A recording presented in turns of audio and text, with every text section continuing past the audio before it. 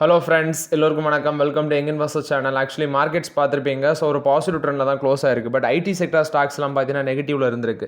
So இதில் வந்து Nifty 50 32 points பாசிட்டிவ்ல க்ளோஸ் ஆயிருக்கு. நான் சொல்லியிருந்தேன் லாஸ்ட் வீடியோலே பெருசாக மார்க்கெட் பாசிட்டிவ்ல க்ளோஸ் ஆகிறதுக்கு சான்சஸ் கம்மி தான். மேபி ஒரு ஃப்ளாட் ரேஞ்சில் தான் க்ளோஸ் ஆகும்னு சொன்னேன். ஸோ அது மாதிரி தான் பெருசாக பாசிட்டிவ் இல்லாமல் எல்லாம் 100 பாயிண்ட்ஸுக்கு கீழே தான் பாசிட்டிவ்ல க்ளோஸ் ஆயிருக்கு. நிஃப்டி 50 32 பாயிண்ட்ஸ் பாசிட்டிவ்ல க்ளோஸ் ஆயிருக்கு. 24,773 பாயிண்ட்ஸில் க்ளோஸ் ஆயிருக்கு. சென்செக்ஸ் 76 பாயிண்ட்ஸ் பாசிட்டிவ்ல க்ளோஸ் ஆயிருக்கு. 80,787 பாயிண்ட்ஸில் க்ளோஸ் ஆயிருக்கு. Nifty bank 72 points positive. 54,186 பாயிண்ட்ஸில் க்ளோஸ் ஆயிருக்கு. Nifty IT 325 points positive. 34,310 பாயிண்ட்ஸில் க்ளோஸ் ஆயிருக்கு. எஃப்ஐஎஸ்டிஎஸ் டேட்டா, எஃப்ஐஎஸ் வந்து இந்த லாஸ்ட் மார்க்கெட்டில் 2,170 கோடிக்கு நெட் செல்லர்ஸ் இருந்திருக்காங்க. டிஎஸ் வந்து 3,014 கோடிக்கு நெட் பயர்ஸ் இருந்திருக்காங்க. ஸோ எஃப்ஐஎஸ் வந்து பார்த்தீங்கன்னா ஸ்டில் மார்க்கெட்டில் நெட் செல்லர்ஸாக தான் இருக்காங்க. டிஎஸ் தான் மார்க்கெட்டில் வாங்கிட்டு இருக்காங்க கண்டினியூஸாட்டு. ஸோ ஃபஸ்ட்டு என்கிட்ட நிறைய பேர் கேட்டது, ப்ரோ இந்த டாடா ஸ்டீலில் என்ட்ரி எடுக்கலாமா, இல்லை வந்து சில பேர் கேட்குறீங்க ஆவரேஜாக நான் வந்து 150 இருக்குது, இப்போ வந்து ஷேர் ப்ரைஸ் மேலே போயிருக்கிறதுனால எக்ஸிட் பண்ணலாமா அப்படின்லாம் சொல்லி கேட்குறீங்க. ஆல்ரெடி இதுக்கு முன்னாடி பார்த்தீங்கன்னா டாடா ஸ்டீல் 180 or 170 சம்திங் போச்சு. அதுலேருந்து இறங்கி டவுனு தான் 120 130 அந்த ரேஞ்சில் இருந்துச்சு. இப்போ எகெயின் பார்த்தீங்கன்னா 170 எல்லாம் வந்திருக்குது. 172 வரைக்கும் இன்றைக்கி போனாங்க. ஸோ இதான் ஃப்ரெஷ் 52 ஹை டச் பண்ணியிருக்கு. 172.50ங்கிறது ஃப்ரெஷ் 52 ஹை இன்றைக்கி டாடா ஸ்டீல் ஃப்ரெஷ்ஷாக டச் பண்ணியிருக்கு. இதில் நீங்கள் கவனிக்க வேண்டியது, இந்த பங்கு வந்து பார்த்தீங்கன்னா இந்த ஸ்டீல் செக்டாரில் வந்திருக்க அப்டேட் என்னன்னா, ஃபினான்ஷியல் 25 and 26 சைனாவோட ஸ்டீல் ப்ரொடக்ஷன் வந்து கம்மியாகுது. அதாவது சைனா வந்து ப்ரொடக்ஷனை கட் பண்ணுறாங்க, குறைக்கிறாங்க. இதனால வந்து பார்த்தீங்கன்னா நம்மளோட டொமஸ்டிக் கம்பெனிஸுக்கு பெட்டர் சான்சஸ் நிறையவே இருக்குது. ஸோ அதனால் ஸ்டீல் கம்பெனிஸ் நல்லா பர்ஃபார்மன்ஸ் பண்ண சான்ஸ் இருக்குது. அதனால் அவசரப்பட்டு எக்ஸிட் பண்ண வேண்டாங்கிறது என்னோட ஒப்பீனியன் டாடா ஸ்டீலில். இது போக ஸ்டீல் கம்பெனிஸில் ஆப்பர்ச்சுனிட்டி இருக்கானா, எனக்கு தெரிஞ்ச வரைக்கும் வேல்யூஷன் வச்சு பார்க்கும்போது இப்போதைக்கு ஸ்டீல் கம்பெனிஸ் பக்கம் ஆப்பர்ச்சுனிட்டி இல்லை. டாடா ஸ்டீலோட ஏர்னிங்ஸ்லாம் பி ரேஷியோ 4:6 இருக்குது. ஸோ அதனால் இப்போதே வெயிட் மட்டும் பண்ணுங்கள், ஆப்பர்ச்சுனிட்டி வரும்போது பார்த்துக்கலாம். பட் இப்போதைக்கு டொமஸ்டிக் ஸ்டீல் கம்பெனிஸ் நல்லா பெர்ஃபார்மன்ஸ் பண்ண சான்சஸ் அதிகமாக இருக்குது. அதனால் எக்ஸிட் பண்ண வேண்டாங்கிறது என்னோட ஒப்பீனியன். நெக்ஸ்ட் பார்த்தீங்கன்னா அமெரிக்கன் மார்க்கெட் எப்படி ஓப்பன் ஆகியிருக்கு அப்படின்னு சொல்லி எடுத்து பார்த்தேன். ஸோ நாஸ்டாக் காம்போசிட் 21,820 ட்ரேட் ஆகிட்டு இருக்கு. 120 பாயிண்ட்ஸ் பாசிட்டிவ்ல இருக்காங்க நாஸ்டாக் காம்போசிட். இது போக S&P 500 6,488 ட்ரேட் ஆகிட்டு இருக்கு. 6,488 பாயிண்ட்ஸில் இருக்குது S&P 500. ஒரு 7 பாயிண்ட்ஸ் பார்த்தீங்கன்னா பாசிட்டிவ் ட்ரெண்டில் ட்ரேட் ஆகிட்டு இருக்காங்க S&P 500. டவ் ஜோன்ஸ் 45,357 பாயிண்ட்ஸில் ட்ரேட் ஆகுது. 43 பாயிண்ட்ஸ் பார்த்தீங்கன்னா நெகட்டிவ்ல தான் ட்ரேட் ஆகிட்டு இருக்கு டவ் ஜோன்ஸ். இது வந்து அமெரிக்கன் மார்க்கெட் ஓப்பன் ஆன சமயத்தில் எடுத்த ஸ்க்ரீன்ஷாட்டு. ஆக்சுவலி இன்றைக்கி மார்க்கெட்டில் பார்த்தீங்கன்னா அடி விழுந்தது ஐடி செக்டர் ஸ்டாக்ஸ் தான். HL டெக்னாலஜிஸ் 1% நெகட்டிவ் வந்து, டெக் மஹிந்திரா, TCS, நெக்ஸ்ட் வந்து Oracle Financial Service, Infosys, Wipro, Mphasis இதெல்லாமே ஒரு ஃப்ளாட் நெகட்டிவ் ட்ரெண்டில் இருந்துச்சு. ஸோ ஐடி ஸ்டாக்ஸ் இன்றைக்கி நெகட்டிவ்ல இருந்தாங்க. ஐடி ஸ்டாக்ஸில் பார்த்தீங்கன்னா மெகா லே ஆஃப் நடந்திருக்கு. 2025 மட்டுமே Microsoft, Salesforce, Oracle Financial Service இவங்க எல்லாமே ஜாப்ஸ் வந்து கட் பண்ணிட்டு இருக்கிறாங்க. ஏன்னா அந்த AI artificial intelligence most of the ஜாபை வந்து அவங்களே ஆட்டோமேட்டிக்காக பண்ணுறதுனால பார்த்தீங்கன்னா ஒர்க் ஃபோர்ஸ் எல்லாமே அவங்க சில ரீஷேப் பண்ணுறாங்க. இதில் பார்க்கும்போது ஃபினான்ஷியல் 25 மட்டுமே 83,000 டெக் ஒர்க்கர்ஸ் பார்த்தீங்கன்னா அவங்களோட வேலையை இழந்திருக்காங்க. ஒரு 194 கம்பெனிஸில் 83,000 டெக் ஒர்க்கர்ஸ் வந்து அவங்களோட வேலையை நிறுத்தியிருக்காங்க. ஸோ 2022 அப்புறம் பார்த்தீங்கன்னா இது பிக்கஸ்ட் லே ஆஃப் அப்படின்னு சொல்கிறாங்க. ரெட்மண்ட் பேஸ்டு டெக் ஜெயிண்டாக இருக்கிற ஒரு கம்பெனி அவங்க வந்து 15,000 பேரை வந்து பார்த்தீங்கன்னா மோர் தேன் 15,000 பீப்புள்ஸ் இந்த இன்ஜினியரிங்கு, சேல்ஸு, கேமிங் டிவிஷன் இதில் எல்லாமே லே ஆஃப் பண்ணியிருக்கிறதாட்டு சொல்லியிருக்காங்க. இது போக 2023 வந்து 10,000 எம்ப்ளாயிஸ் வந்து லே ஆஃப் ஆகிருக்காங்க அப்படின்னு சொல்கிறாங்க. ஆக்சுவலி பார்த்தீங்கன்னா இன்ஃப்ராஸ்ட்ரக்சருக்கே மோஸ்ட்லி $80 பில்லியன் வந்து இன்வெஸ்ட்மெண்ட்டும் பண்ணியிருக்கிறாங்க. அந்த செக்மெண்ட்டில் ஏஐக்கு மட்டுமே அவ்வளோ ரேஞ்சுக்கு வந்து இன்வெஸ்ட்மெண்ட் பண்ணுறாங்க. ஸோ ஐடி செக்டர்லாம் நீ பெருசாக வந்து நம்ம ஜாப்ஸ் எதிர்பார்க்க முடியாது தான் போல் இருக்குது. டிசிஸே 2% காலி பண்ண போகிறாங்க. 12,000 பேருக்கு வேலை காலி. ஸோ ஐடி செக்டார் வந்து இந்த காஸ்ட் கட்டிங், இது வந்து காஸ்ட் கட்டிங் மெத்தட்னு சொல்லுவாங்க. இப்போ வேலையை விட்டு ஆள் எடுக்கிறது அவங்களுக்கு வந்து பார்த்தீங்கன்னா ப்ராஃபிட்டை இன்க்ரீஸ் ஆகும். அட் தி சேம் டைம் இது வந்து ஷேர் ஹோல்டர்ஸுக்கு நெகட்டிவ் அப்டேட்னா கிடையாது, கம்பெனிக்கும் நெகட்டிவ் அப்டேட் கிடையாது. கம்பெனிக்கும் ஷேர் ஹோல்டர்ஸுக்கும் பாசிட்டிவ் அப்டேட் தான். பட் அங்கே வேலையை விட்டு போகிறாங்கல்ல அவங்களுக்கு நெகட்டிவ் அப்டேட்டு.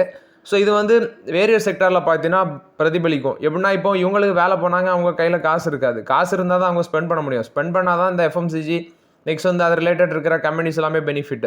ஸோ ஐடி செக்டாருக்கு நெகட்டிவானா ஐடி செக்டாருக்கு ஆர்டர் தான் முக்கியம். ஆர்டர் கிடச்சுன்னா அவங்க ஏஐ வச்சு அந்த ஆர்டர் முடிப்பாங்க, இல்லைனா அவங்களுக்கு இருக்கிற எக்ஸிஸ்டிங் எம்ப்ளாயிஸ் வச்சு வேலை முடிப்பாங்க. பட் இது ஒரு காஸ்ட் கட்டிங் மெத்தட், அதை அவங்க பண்ணுறாங்க. பட் ஆக்சுவலி இது எப்படி ஒர்க் அவுட் ஆகுங்கிறத நம்ம 2 quarters கழிஞ்சு பார்த்தா தான் தெரியும். இது போக விப்ரோவை பற்றி கேட்டிங்க 243 இருக்குது. விப்ரோ பார்த்தீங்கன்னா டெய்லி அப்படி ஒரு ஃப்ளாட்டாக விழுந்துட்டு தான் இருக்குது. ஸோ 1-2 ஸ்லோவாக பிக் பண்ணிக்கோங்க விப்ரோவில். ஆக்சுவலி இது வந்து பார்த்தீங்கன்னா 52 வீக் லோலாம் பார்க்கும்போது அந்த ரேஞ்சில் தான் இருக்குது. 220 ரூபா சம்திங்கில் தான் இருக்கிறாங்க. ஸோ பொறுமையாக விப்ரோவில் யூஸ் பண்ணிக்கோங்க. 19 டைம்ஸ் சம்திங் தான் ஏர்னிங்ஸ் இருக்குது. விப்ரோட ஏர்னிங்ஸ் பார்க்கும்போது 19 தான் இருக்குது. ஸ்லோவாக 1-2 பிக் பண்ணிக்கோங்க விப்ரோவில். டிசிஎஸில் இன்னும் கொஞ்சம் இறங்கட்டும். அதே மாதிரி இன்ஃபோசிஸில் இன்னும் கொஞ்சம் இறங்கிச்சுன்னா யூஸ் பண்ணலாங்கிறது என்னோட கருத்து. நெக்ஸ்ட்டு கோலோட ப்ரொடக்ஷன் அப்டேட் பண்ணியிருக்காங்க. இந்தியாவில் கோலோட ப்ரொடக்ஷன் பார்த்தீங்கன்னா 381.75 மில்லியன் டன்ஸாக இருக்குது ஏப்ரல் டு ஆகஸ்ட் அந்த பீரியடில். ஸோ ஆகஸ்ட்டோட அவுட்புட் க்ரோத்துன்னு பார்க்கும்போது 11.5% இருக்குது. டொமஸ்டிக் கோல் மைனிங் பார்த்தீங்கன்னா இன்க்ரீஸ் ஆயிருக்கு அப்படின்னு சொல்லியிருக்காங்க.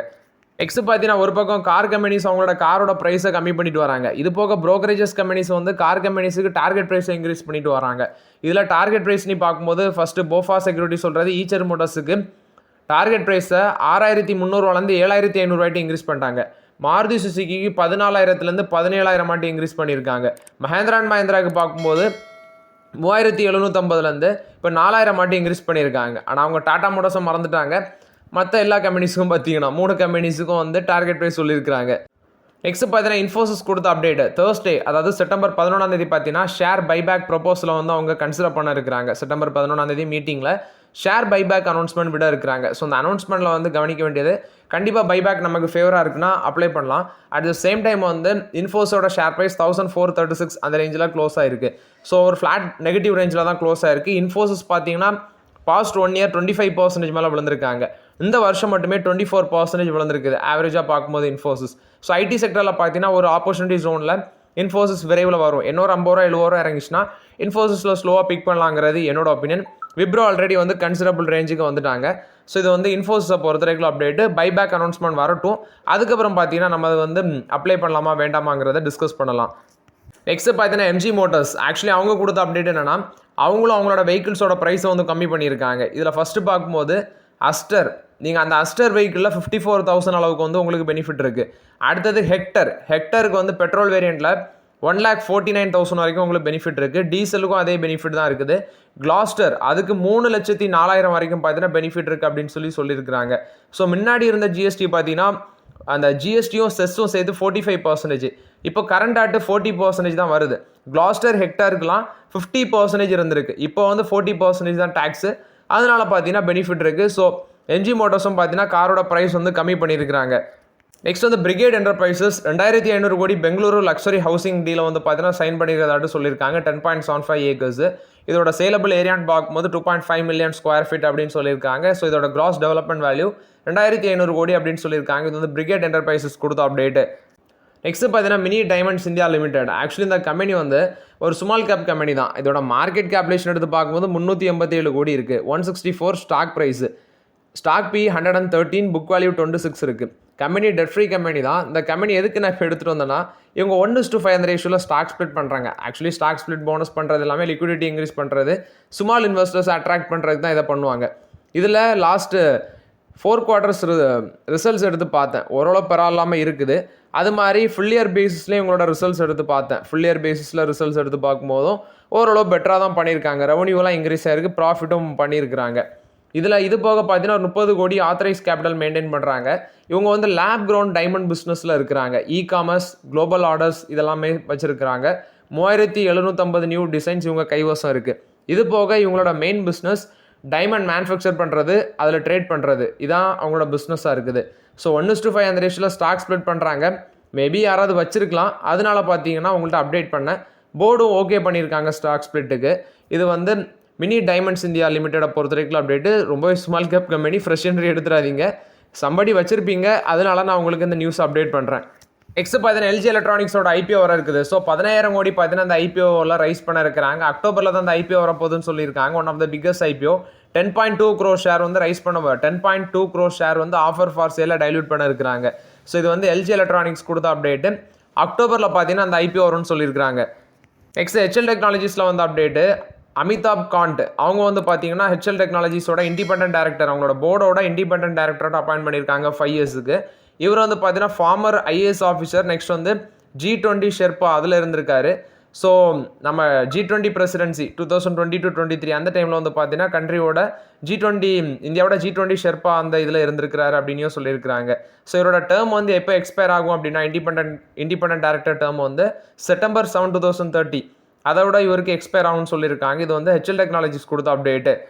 நெக்ஸ்ட் பார்த்தீங்கன்னா ஆப்பிள் கொடுத்த அப்டேட்டு. இந்தியாவில் அவங்க எக்ஸ்பான்ஷனாக பிளான் பண்ணிட்டு தான் இருக்காங்க. பெருசாக இந்தியாவில் எக்ஸ்பான்ஷன் பண்ணுறதுக்கு பிளான் பண்ணுறாங்க. ஸோ யூஎஸோட பிரசிடென்ட் வந்து பயங்கரமாக ரெஸ்ட்ரிக்ஷன் போட்டாலும் அவங்க வந்து இந்தியாவில் ஐஃபோன் ஏர்பாட்ஸ் மேனுஃபேக்சரிங் வந்து ப்ரொடக்ஷன் இன்க்ரீஸ் பண்ண தான் போகிறோம் அப்படின்னு சொல்லியிருக்காங்க. ஆல்ரெடி அவங்களுக்கு பார்ட்னர்ஷிப்னு பார்த்தீங்கன்னா ஃபாக்ஸ்கான், முராட்டா, TDK இது எல்லாமே லோக்கலைஸ் காம்போனன்ட்ஸ் வந்து அவங்களுக்கு வந்து சப்ளை பண்ணிட்டு இருக்காங்க. ஸோ டொமஸ்டிக் வேல்யூ அடிஷன் 30-40% அவங்களுக்கு இருக்குது. ஸோ அவங்களோட மேனுஃபேக்சரிங் வந்து பார்த்தீங்கன்னா கிட்டத்தட்ட இன்க்ரீஸ் பண்ண தான் பிளான் போட்டிருக்காங்க. 60 மில்லியன் ஐஃபோன் ஆனுவலி பார்த்தீங்கன்னா மேனுஃபேக்சரிங் பண்ணதுக்கு பிளான் போட்டிருக்காங்க. இது வந்து ஆப்பிள் கொடுத்த அப்டேட்டு. ஹட்கோ வந்து நாக்பூர் ஹவுசிங் அண்ட் இன்ஃப்ரா ப்ராஜெக்ட்டுக்கு 11,300 கோடி வந்து ஃபண்டிங் பண்ண போகிறதாட்டு சொல்லியிருக்கிறாங்க. ஸோ ஒரு நான் பைண்டிங் MOU NMRDA கூட போட்டிருக்காங்க. மகாராஷ்டிராவை சேர்ந்த Nagpur housing and infra projects கூட. இது வந்து 5 இயர்ஸுக்கு 11,300 கோடி ஃபண்டிங் பண்ணுவாங்க அப்படின்னு சொல்லியிருக்கிறாங்க. பிரிட்டானியா கொடுத்த அப்டேட்டு ஆக்சுவலி நெக்ஸ்ட் 3 to 4 இயர்ஸில் அவங்களோட ஹாஃப் ஆஃப் இட் சேல்ஸ் அவங்களோட சேல்ஸில் பாதி வந்து ரூரல் மார்க்கெட்லேருந்து தான் வரும் அப்படின்னு சொல்லி அப்டேட் கொடுத்துருக்காங்க. ஸோ இது வந்து பிரிட்டானியா கொடுத்த update. Next HAL Cochin shipyard இந்த மாதிரி கம்பெனிஸ்லாம் மேலே போயிருந்துச்சு. நிஃப்டி டிஃபென்ஸ் இண்டெக்ஸும் பாசிட்டிவ் வந்துச்சு. 7,559 பாயிண்ட்ஸில் ட்ரேட் ஆகிட்டு இருந்துச்சு. இன்னொரு அப்டேட்னா கவர்மெண்ட் வந்து பார்த்தீங்கன்னா 15 இயர் டிஃபென்ஸ் ரோட் மேப்பை வந்து போட்டு வச்சிருக்காங்க. இதில் மோஸ்ட்லி இந்த கம்பெனிஸ்க்கெல்லாம் பெனிஃபிட் இருக்குது. HAL பார்க்கும்போது ஃபைட்டர் ஜெட்ஸ் அதெல்லாமே அந்த கேட்டகரியில் வரும். கொச்சின் ஷிப்யார்ட் எடுத்திங்கன்னா ஷிப் பில்டிங் எல்லாமே அதில் வரும். ஸோ 62 ரஃபேல் ஜெட் வந்து பார்த்தீங்கன்னா 2030 நம்ம கைவசம் இருக்கும் அப்படின்னு சொல்கிறாங்க. ஏர்ஃபோர்ஸுக்கு சில ஜெட்ஸ் எல்லாம் வாங்குவாங்க. ஸோ MiG 29K இந்த ஃப்ளீட்டு இது மாதிரிலாம் வாங்கும்போது இந்த மாதிரி கம்பெனிஸ்க்கெல்லாம் பெனிஃபிட் இருக்குது அப்படின்னு சொல்லியிருக்காங்க. அதனால தான் டிஃபென்ஸ் செக்டார் ஸ்டாக்ஸ்லாம் பாசிட்டிவ்ல இருந்திருக்கு. Ujjivan Small Finance Bank QIP மூலமாட்டு நெக்ஸ்ட் 18 to 24 மந்த்ஸில் 2,000 கோடி ரைஸ் பண்ண போகிறதாட்டு சொல்லியிருக்காங்க. QIP குவாலிஃபைட் இன்ஸ்டிடியூஷனல் பிளேஸ்மெண்ட் மூலமாட்டு 18 to 24 மந்த்ஸில் 2,000 கோடி ரைஸ் பண்ண போகிறதாட்டு சொல்லியிருக்காங்க Ujjivan Small Finance Bank. So okay friends, actually ஒரு டவுட்டு, நீங்கள் யாராவது இ-காமர்ஸ் செல்லராக இருந்தீங்கன்னா எனக்கு கொஞ்சம் மெசேஜ் பண்ணுங்கள் டெலகிராமில். அது மாதிரி ட்ராப் ஷிப்பிங் பிஸ்னஸில் இருக்கவங்களும் மெசேஜ் பண்ணுங்கள். இல்லை யூனிகார்டு நான் ஒரு ப்ராடக்ட் பண்ணுறேன், அதை வந்து மார்க்கெட் பண்ணணும் அப்படின்னா எனக்கு மெசேஜ் பண்ணுங்கள். ஸோ இந்த பிஸ்னஸில் இருக்கவங்க எனக்கு கொஞ்சம் மெசேஜ் பண்ணுங்கள். நான் வந்து அதில் என்ட்ரி லெவலில் இருக்கிறேன், எனக்கு கொஞ்சம் டவுட்ஸ் எல்லாமே இருக்குது. ஸோ நம்ம எல்லாமே சேர்ந்து பண்ணலாம். ஸோ யாராவது இருந்தீங்கன்னா எனக்கு மெசேஜ் பண்ணுங்கள் டெலகிராமில். ஸோ ஓகே ஃப்ரெண்ட்ஸ், இந்த வீடியோவில் சில இம்பார்ட்டன்ட் அப்டேட்ஸ் எல்லாமே டிஸ்கஸ் பண்ணோம். இந்த வீடியோ உங்களுக்கு பயனுள்ளதாக இருந்துச்சுன்னா லைக் பண்ணுங்கள், சப்ஸ்கிரைப் பண்ணுங்கள், கமெண்ட் பண்ணுங்கள். Okay friends, thank you.